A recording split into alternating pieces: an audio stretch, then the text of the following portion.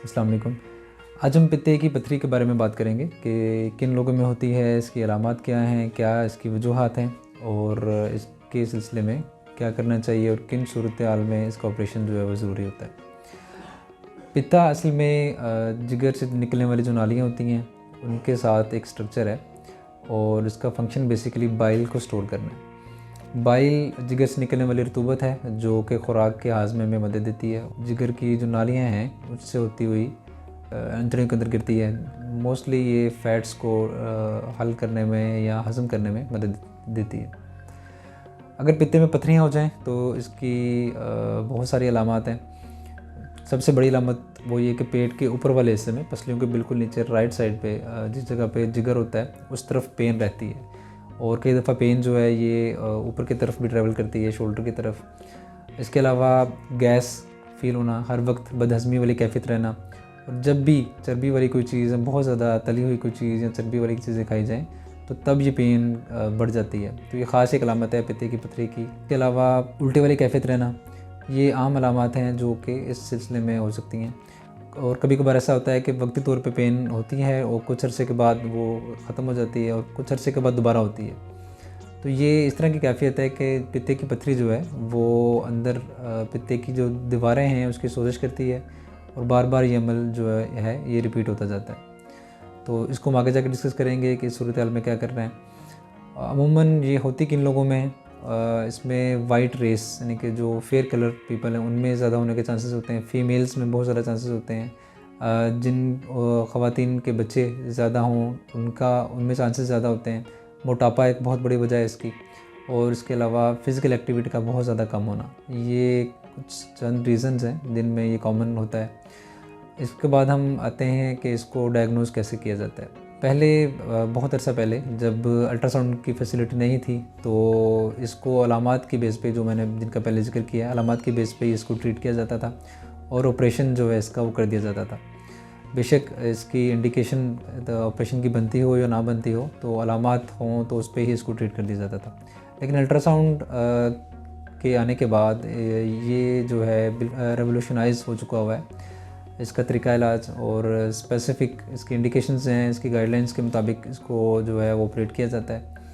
और जब भी पित्ते में दर्द या साइड पे दर्द हो तो उसमें अल्ट्रासाउंड किया जाता है और जो पित्ते की दीवारें हैं उनमें सोजिश नज़र आती है, दीवारें मोटी हो जाती हैं और पित्ते की पथरियाँ उसमें नज़र आती हैं।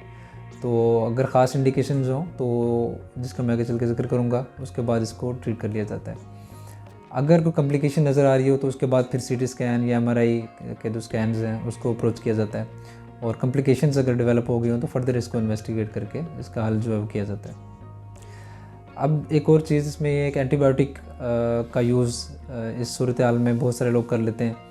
उससे सिम्टम्स रिजॉल्व हो जाती हैं और इसको इग्नोर कर लिया जाता है कि एक बार रिजॉल्व हो गया, पत्थरें पड़ी हुई हैं तो कुछ नहीं कहती हैं, कुछ नहीं बिगाड़ती, तो पड़ी रहने दी जाएँ और ये कुछ भी नहीं करेंगी।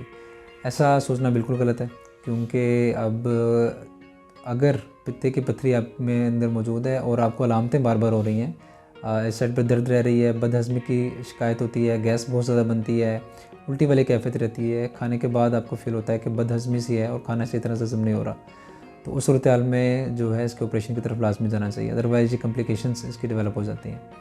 अब ऑपरेशंस इसके बहुत सारे आगे हुए हैं। पहले कट लगा के ऑपरेशन किया जाता था, अब उसका तनासब बहुत कम हो गया हुआ है, उसमें रिकवरी ज़रा लेट होती है। अब कैमरे वाले ऑपरेशंस हैं जिसको लेप्रोस्कोपिक सर्जरी भी कहा जाता है, तो उसके ज़रिए पित्ते को निकाल दिया जाता है, उसमें रिकवरी बहुत जल्दी हो जाती है।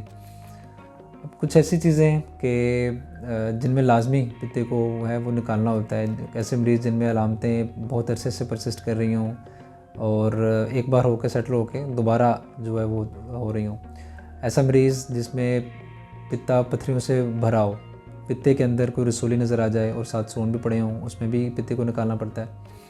इसके अलावा पोलिप, एक रसोली, आप जी समझ लें कि रसोली अगर मौजूद हो, उसका साइज़ 1 सेंटीमीटर से ज़्यादा हो, उसको भी उसमें इस हालत में भी पित्ते को निकालना होता है।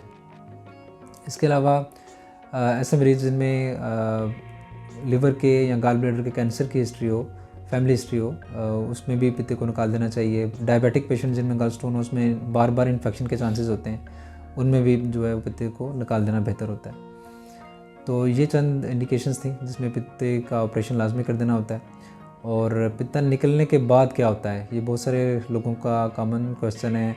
बहुत सारे लोगों से बदहज़मी की शिकायत होती है बिल्कुल, क्योंकि जो पित्ता है इसका मैं पहले बता चुका हूँ आपको कि काम होता है कि बाइल को स्टोर करे और ज़रूरत के वक्त इस हार्मोनल जो कंट्रोल होता है, एंजाइमेटिक जो कंट्रोल होता है, उसके थ्रू ये निकल के वक्तन फ़वक्तन खुराक को हज़म करने में मदद देता है। जब ये नहीं होता तो ये सारा कंट्रोल लिवर के पास चला जाता है और लिवर इसको जितना भी बाइल ड्रेन करता है वही खुराक को हज़म करने में मदद देती है। तो इसमें थोड़ी सी डिस्ट्रप्शन आ जाती है। तो ये थोड़ा सा जब डिस्टर्ब होता है तो उसमें बदहज़मी की शिकायत होती है। दूसरा, इसमें एहतियात ये करनी होती है कि खाना पेट भर के ना खाया जाए। 3 से 4 घंटे के बाद थोड़ा सा जो है वो खाना खाया जाए। स्मॉल फ्रीक्वेंट मील्स इसको हम कहते हैं कि इस टेक्निक पे चल के आप खाना खाएंगे तो आपको कभी भी बदहज़मी की शिकायत नहीं होगी। इसके अलावा कुछ अद्वियात हैं जो कि इनको कंट्रोल करने के काम आती हैं, बदहज़मी की जो मसाइल हैं इनके लिए। उसमें प्रोकाइनेटिक्स हैं, ओमेप्राज़ोल वगैरह हैं, उससे कुछ पेशेंट की सिम्टम्स कंट्रोल रहती हैं।